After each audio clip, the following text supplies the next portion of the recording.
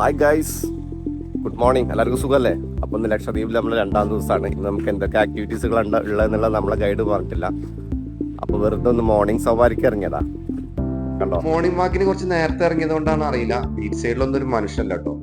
കാരണം നോമ്പ് സമയം ആയതുകൊണ്ട് തന്നെ രാത്രി കുറച്ച് വൈകിട്ടാണ് ഇവിടെയുള്ള ആൾക്കാരൊക്കെ കിടക്കുക. രാവിലെ കുറച്ച് വൈകിട്ടാണ് എണീക്കുക. മോർണിംഗ് വാക്ക് കഴിഞ്ഞ് നേരെ റൂമിലെത്തിയപ്പോൾ ബ്രേക്ക്ഫാസ്റ്റ് ആയിട്ട് എത്തിയത് ലക്ഷദ്വീപ് സ്പെഷ്യലായ കിലാഞ്ചിയും പാലും. സ്പെഷ്യൽ ഫുഡ് ആയതുകൊണ്ട് തന്നെ ആവും ഇതിന് സ്പെഷ്യൽ ആയിട്ടുള്ള ടേസ്റ്റും ഉണ്ട് കേട്ടോ. അപ്പൊ ലക്ഷദ്വീപ് വരുന്ന ആൾക്കാർ ഇതൊക്കെ മസ്റ്റ് ആയിട്ട് ഒന്ന് ട്രൈ ചെയ്ത് നോക്കുക, കിലാഞ്ചിയും പാലും. അത് കഴിഞ്ഞ് ഞങ്ങൾ നേരെ ടൗണിലേക്ക് ഇറങ്ങി. സാധനങ്ങളൊക്കെ പർച്ചേസ് ചെയ്യുകയും ചെയ്യുക, കൂട്ടത്തിൽ ഇവിടുത്തെ കടകളൊക്കെ ഒന്ന് കാണുകയും ചെയ്യാലോ എന്ന് കരുതി. കണ്ടോ, ഇത് ഇവിടുത്തെ ഒരു ചിക്കൻ സ്റ്റാളാണ്. നമ്മളിവിടുത്തെ ചിക്കൻ സ്റ്റാളിൽ വെച്ചൊന്ന് കമ്പയർ ചെയ്ത് നോക്കുമ്പോൾ നമുക്ക് മനസ്സിലാവും. ഇതുപോലത്തെ ചെറിയ ചെറിയ ഷോപ്സും കാര്യങ്ങളൊക്കെയാണ് ഇവിടെ ഉള്ളത്. അതിൽ കുഴപ്പമില്ലാത്തൊരു കടയിൽ കയറിയിട്ട് കുറച്ച് സാധനങ്ങൾ പർച്ചേസ് ചെയ്യാന്നുള്ള ഒരു ഉദ്ദേശം കൂടി ഉണ്ടോ ഈ യാത്രയിൽ. സ്ഥലങ്ങളും കാണാം, അതിന്റെ കൂടെ നമുക്ക് പറ്റിയ കുറച്ച് സാധനങ്ങളും മേടിക്കാം. ലക്ഷദ്വീപ് സ്പെഷ്യൽ ആയിട്ടുള്ള കുറച്ച് മിഠായികളും മീനച്ചാറുകളും ഇതൊക്കെയാണല്ലോ ലക്ഷദ്വീപിന്റെ സ്പെഷ്യലി. ഏകദേശം നമ്മളെ നാട് പോലെ തന്നെ ഉണ്ട് ഇവിടെയൊക്കെ. ഈ പൊളിച്ചിട്ട ഈ ബിൽഡിംഗ് കണ്ടോ, ഇവിടെ സ്മാർട്ട് സിറ്റി വരുന്നുണ്ടെന്ന് പറഞ്ഞു വരും. സത്യം പറയാലോ, ലക്ഷദ്വീപിന്റെ ഹൃദയഭാഗത്ത് കൂടിയാണ് ഞാൻ ഈ നടക്കണമെന്ന് നമ്മുടെ ഗൈഡ് പറഞ്ഞത്. എനിക്ക് ഭയങ്കര അതിശയമായിരുന്നു. കാരണം ഒരു ടെക്സ്റ്റൈൽസോ ഒരു നേരിക്കൊരു കട പോലും ഞാൻ ഇവിടെ എത്ര നേരം നടന്നിട്ടും കണ്ടിട്ടില്ല. ഇവർക്ക് തുണികളൊക്കെ വാങ്ങണമെന്നുണ്ടെങ്കിൽ കൊച്ചിയിൽ നിന്ന് ഓർഡർ ചെയ്ത് വരുത്തിയിട്ട് വേണം നല്ല ഡ്രസ്സ് കിട്ടണമെങ്കിൽ നമ്മുടെ ഗൈഡ് പറഞ്ഞത്. പക്ഷെ എന്നാൽ ഇവിടെ ഉള്ളവരൊക്കെ എത്ര ഹാപ്പി ആയിട്ടാണ് ജീവിക്കുന്നത്. അത് ഞാൻ എൻ്റെ ഗൈഡിനോട് പറയുകയും ചെയ്തു. അപ്പൊ അവൻ പറഞ്ഞു, ഞങ്ങൾക്ക് ചെറുപ്പത്തിലേത് ഇങ്ങനെ ശീലമായതുകൊണ്ട് ഞങ്ങൾക്ക് അതൊരു വലിയ വിഷയമല്ല, നിങ്ങൾക്ക് അത് അവിടെ നിന്ന് വന്നിട്ടാണ് അങ്ങനെ തോന്നുന്നത് പറഞ്ഞു. അത് ചിലപ്പോൾ ശരിയായിരിക്കാം, ഇവരെ ഇങ്ങനത്തെ അറ്റ്മോസ്ഫിയർ ജീവിച്ചുകൊണ്ടായിരിക്കും. അപ്പോൾ ആ ടൗണിലേക്ക് എത്തുന്ന സമയത്ത് കണ്ടൊരു കാഴ്ചയായിട്ടത് ഒരു ബ്യൂട്ടിഫുൾ ആയിട്ടുള്ള ഒരു പള്ളി. ഫൈനലി നമ്മൾ കുഴപ്പമില്ലാത്തൊരു ഷോപ്പ് കണ്ടു. അപ്പൊ ഇവിടെ കയറിയിട്ട് കുറച്ച് സാധനങ്ങൾ നമുക്ക് പർച്ചേസ് ചെയ്യാന്ന് കരുതി. അപ്പൊ നമുക്കൊന്ന് കയറി നോക്കാം, നമുക്ക് വേണ്ട സാധനങ്ങൾ ഇവിടെ ഉണ്ടോ എന്ന് നോക്കാലോ. ദ്വീപിന്റെ സ്പെഷ്യൽ ആയിട്ടുള്ള ദ്വീപുണ്ട, അതേപോലെ തന്നെ ഇവിടുത്തെ മീനച്ചാറ് അത് ഫേമസ് ആണല്ലോ. അപ്പൊ കാര്യം ചോദിച്ചപ്പോൾ അതാണ് സംഭവം, ദ്വീപുണ്ട. അന്വേഷിച്ചു വന്ന ഒരു കാര്യം കിട്ടി, ഇനി അച്ചാറും കൂടി ഒന്ന് നോക്കണം. അപ്പൊ അതിന്റെ മുന്നേ ഇതിലെ കടകളൊക്കെ ഒന്ന് ഇവിടെ കണ്ടതിലെ ഏറ്റവും വലിയ ഷോപ്പാട്ടത്. അതിന്റെ ഉള്ളിൽ കൂടെ ഒക്കെ ഒന്ന് വെറുതെ ഇങ്ങനെ കറങ്ങി നോക്കി.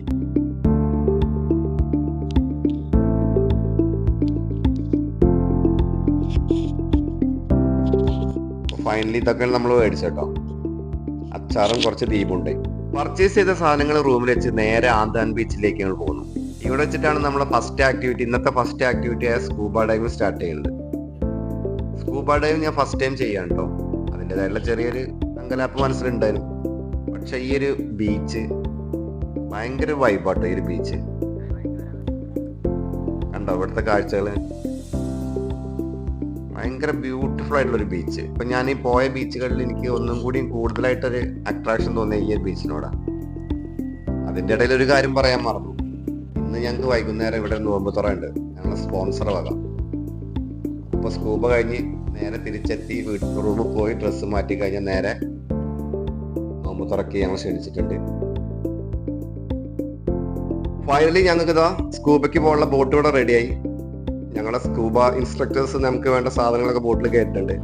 ഓക്സിജൻ സിലിണ്ടറുകൾ, മാസ്കുകൾ, ലൈഫ് ജാക്കറ്റുകൾ, ഇങ്ങനത്തെ സാധനങ്ങളൊക്കെ. അതിനുശേഷം ഞങ്ങളും കയറി. ഞങ്ങൾ കയറിയതിനു ശേഷം ബോട്ട് എടുത്തു. ഞങ്ങൾ ഏകദേശം 5 പേരടങ്ങുന്ന ഒരു സംഖ്യ കേട്ടോ. ഞങ്ങൾ ഈ 5 പേർക്കും ഓരോ ഇൻസ്ട്രക്ടേഴ്സും കൂടെ ഉണ്ടാവും. ഇവരൊക്കെ ആയിരുന്നു എൻ്റെ കൂടെ സ്കൂബയ്ക്ക് ഉണ്ടായിരുന്ന മറ്റാൾക്കാർ. പിന്നെ വിഷ്ണു എന്ന് പറഞ്ഞ സ്കൂബ ഇൻസ്ട്രക്ടർ നമുക്ക് വേണ്ട നിർദ്ദേശങ്ങളൊക്കെ തന്നു. Self contained under water breathing apparatus, അതുപോലെ ഇത് 1:1 റേഷ്യോ ആണ്. നിങ്ങളുടെ ഒരാളുടെ കൂടെ ഒരു ഇൻസ്ട്രക്ടർ വരും. കാരണം നിങ്ങൾ അതിന് സർട്ടിഫിക്കറ്റ് അല്ലല്ലോ, ഇത് ഫ്രഷേഴ്സിന് വേണ്ടി നടത്തുന്ന പ്രോഗ്രാമായിരുന്നു. അവർ നിങ്ങളുടെ സിലിണ്ടറിൽ ഹോൾഡ് ചെയ്താണ് കൊണ്ടുപോകുന്നത്.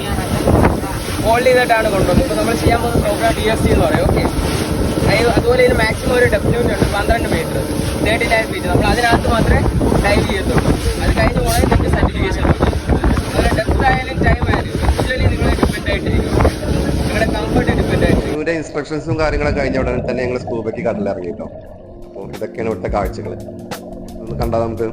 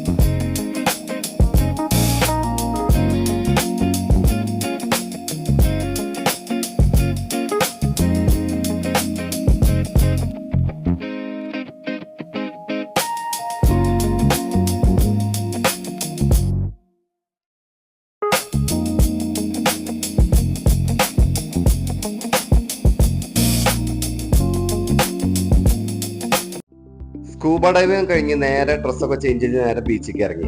ഞാൻ പറഞ്ഞല്ലോ ഇന്ന് നമുക്കൊരു നോമ്പത്തോളം ഉണ്ടെന്നല്ലേ. അപ്പൊ ഇതാണ് ഞങ്ങളെ ഹാഷിം. ഇവനാണ് ഞങ്ങളെ ഗൈഡ്. ലക്ഷദ്വീപ് യാത്ര ഞങ്ങളെ സാരഥി ഇവനാണ്. വളരെ സൈലന്റ് ആണ് ആള്, ഭയങ്കര ഫ്രണ്ട്ലി കൂടിയാണ് കേട്ടോ. അപ്പൊ ദാ നോമ്പ് തുറക്കുള്ള സമയമായി. ഏകദേശം കുറച്ച് ആൾക്കാരെ കൂടി നിൽക്കുന്നുണ്ട്. അപ്പൊ നമുക്ക് അവിടെ ഒന്ന് പോയി നോക്കാം.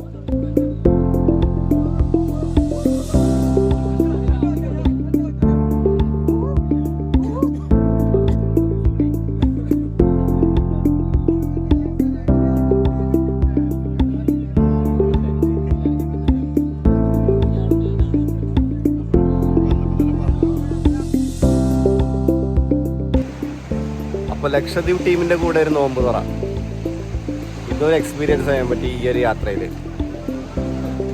അപ്പോൾ ഞങ്ങൾ നോമ്പ് തുറന്നാൽ അവരെ കൂടെ ഓക്കെ. അപ്പൊ ഇതൊക്കെ ആയിരുന്നു കേട്ടോ നോമ്പ് തുറക്കുള്ള സാധനങ്ങള്. വളരെ സിമ്പിൾ ആയിട്ടുള്ള ഒരു നോമ്പ് തുറ.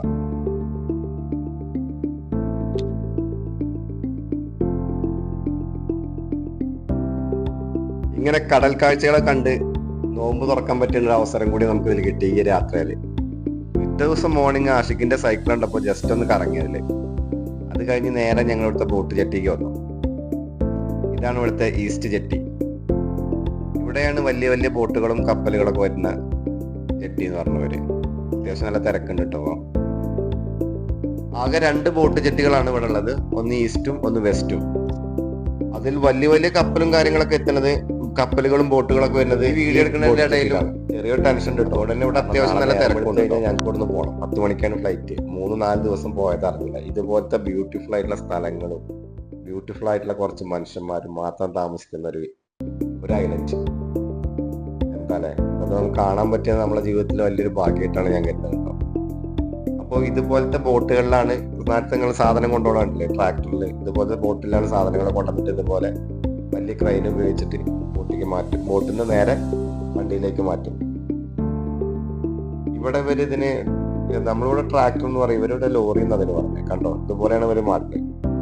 ഇതുപോലെ തന്നെയാണ് വലിയ നിത്യോപയോഗ സാധനങ്ങളും ഇതുപോലത്തെ വലിയ വലിയ ബോട്ടുണ്ട് കൊച്ചിയിൽ നിന്ന് വന്ന് ഇവിടെ നിന്ന് ഇങ്ങനെ ഇറക്കി കടകളിലേക്ക് കൊണ്ടുപോകും. ഒരു അടിപൊളിയായിട്ടുള്ള കാഴ്ച അല്ലേ. ഇതാണ് വെസ്റ്റേൺ ബോട്ട് ജെട്ടി. ഇത് പൊതുവെ കുറച്ച് സൈലന്റ് ആണ്. ഈ ഭാഗത്ത് അധികം ആളുകൾ കാര്യങ്ങളൊന്നുമില്ല. ഞങ്ങളെപ്പോലെ തന്നെ കുറച്ച് ടൂറിസ്റ്റ് ആയിട്ട് വന്നുള്ള ആൾക്കാർ മാത്രമേ ഉള്ളൂ അവിടെ. വളരെ സൈലന്റ് ആണ്.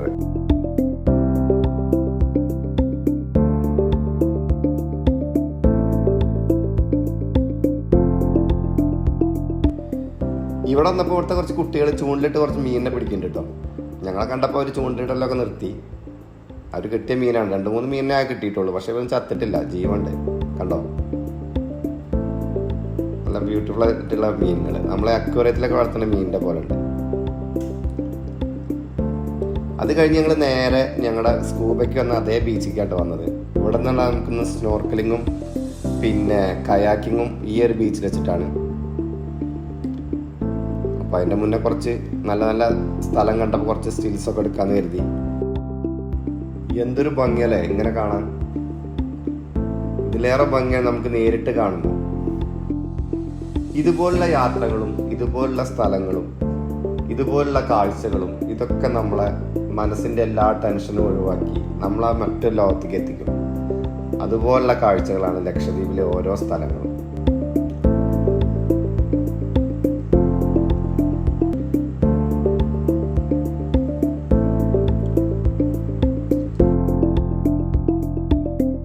അതിനുശേഷം സ്നോർക്കലിംഗ് അല്ല കയാക്കിങ് സ്റ്റാർട്ട് ചെയ്തു. കയാക്കിങ് കായലിൽ കൂടെ ചെയ്തിട്ടുണ്ടെങ്കിൽ കടലിൽ ഫസ്റ്റ് ടൈമാണ്. ഒരു എക്സ്പീരിയൻസ് ആയിരുന്നു കേട്ടോ.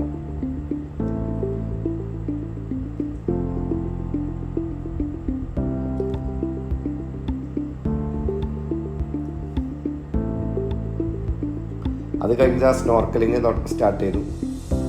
എല്ലാം കുറച്ച് ഭാഗങ്ങളായിട്ട് ഇതിങ്ങനെ എടുത്തു. കാരണം നമുക്ക് പിന്നീട് ഇതുപോലെ കാണുമ്പോൾ ആ ഒരു ഓർമ്മകളൊക്കെ നമുക്ക് പെട്ടെന്ന് ക്യാച്ച് ചെയ്യാനൊക്കെ ഇതുപോലത്തെ വീഡിയോ സഹായിക്കുമല്ലോ.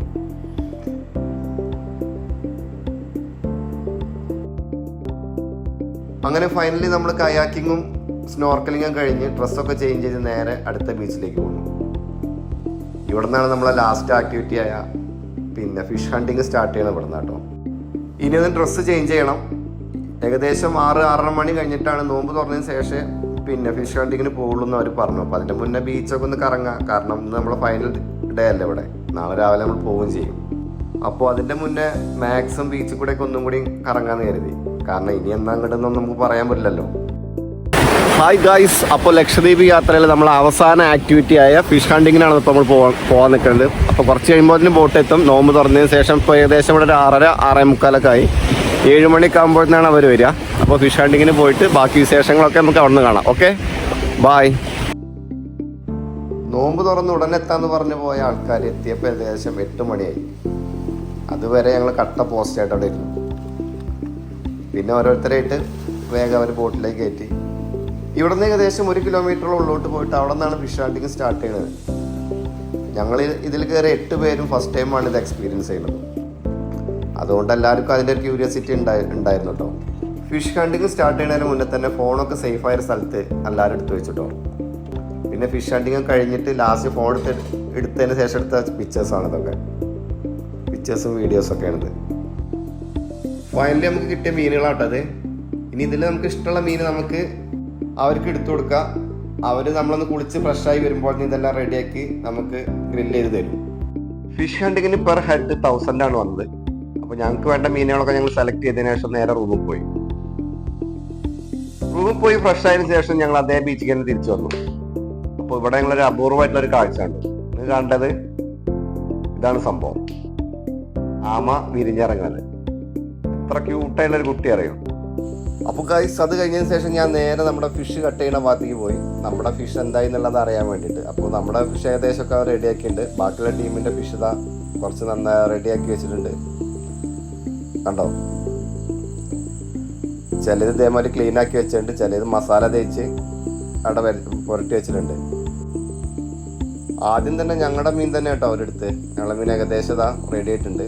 ഞങ്ങൾ 5 മീൻ എടുത്തത്. 3 അമൂറും 2 പാരറ്റ് ഫിഷും.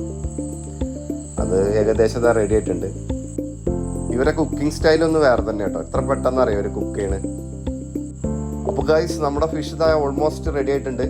അപ്പോൾ ഇനി ഇതൊന്ന് കഴിക്കുക. ഇത് കഴിച്ചു കഴിഞ്ഞാൽ നേരെ ഇന്ന് ബീച്ചിൽ കൂടെ ഒന്ന് കറങ്ങണം. കാരണം നമ്മൾ ലാസ്റ്റ് ഡേ ആണ്. അതുകൊണ്ട് തന്നെ ഇന്ന് നൈറ്റ് നമുക്ക് ലക്ഷദ്വീപ് മൊത്തം ഒന്ന് കറങ്ങണം. കാരണം ഈ നോമ്പ് സീസണാണ് സമയത്ത് ലക്ഷദ്വീപ് ഉറങ്ങണം എന്നുണ്ടെങ്കിൽ ഏകദേശം 4 മണിയൊക്കെ ആവും എന്നാണ് പറഞ്ഞത്. കാരണം ഒരു 12 മണിയൊക്കെ ആയി കഴിഞ്ഞാൽ, രാത്രി 12 മണിയൊക്കെ ആയി കഴിഞ്ഞാൽ ഫുൾ സജീവമാണ് ഇവിടെ. അപ്പോൾ ഇതാ നമ്മളെ ഫിഷ് ഇവിടെ റെഡിയായി. അപ്പോൾ ഇനി ഇതൊന്ന് ടേസ്റ്റ് ചെയ്ത് നോക്കാം. അത് തന്നെ ഞാൻ തന്നെ അറ്റംപ്റ്റ് നടത്തിട്ടോ. ഞാനെടുത്തത് അമൂറാണ്. ഒടുക്കത്തെ ടേസ്റ്റ് ആട്ടോ അതിന്, ഒരു രക്ഷയില്ല. അപ്പോൾ ഇതാണ് നമ്മുടെ മീന്, കണ്ടില്ലേ. അപ്പോൾ നമ്മുടെ ഗൈഡാണ് ഉണ്ടായിരിക്കുന്നത്. അവനെപ്പോൾ ഇതിലാണ് ഉൾക്കൊള്ളിക്കാൻ പറ്റിയത്. അപ്പോൾ അതൊക്കെ കഴിഞ്ഞ് ഞങ്ങൾ നേരെ ലക്ഷദ്വീപിൻ്റെ നൈറ്റ് വൈബിക്ക് ഒന്ന് ഇറങ്ങി. നമ്മൾ രാവിലെ കണ്ടതിൻ്റെ നേരെ എൻ്റെ ഡിഫറെൻ്റ് ആണ് വൈകുന്നേരം. ഇവിടെ ഫുൾ സജീവമാണ്, കണ്ടോ. ഇപ്പോൾ ഇവിടെ ഏകദേശം 1 മണി 1:30 ഉണ്ട് സമയം. ഈ സമയത്ത് ആണുങ്ങളും പെണ്ണുങ്ങളും എല്ലാവരും ഉണ്ട് കേട്ടോ ഈ കടകളിലൊക്കെ. ഇതിലധികം വരുന്ന ആളുകളും ദ്വീപ് നിവാസികൾ തന്നെയാണ് കേട്ടോ. കാരണം നോമ്പ് സമയങ്ങളിൽ ദ്വീപ് ഉറങ്ങണം എന്നുണ്ടെങ്കിൽ ഏകദേശം പുലർച്ചെ 4 മണിയൊക്കെ ആവും. അതുപോലെ തന്നെയാണ് രാവിലെ കടകളൊക്കെ ഓപ്പൺ ആക്കണം എന്നുണ്ടെങ്കിലും ഏകദേശം 2 മണി 3 മണിയൊക്കെ ആവും ഉച്ചയ്ക്ക്.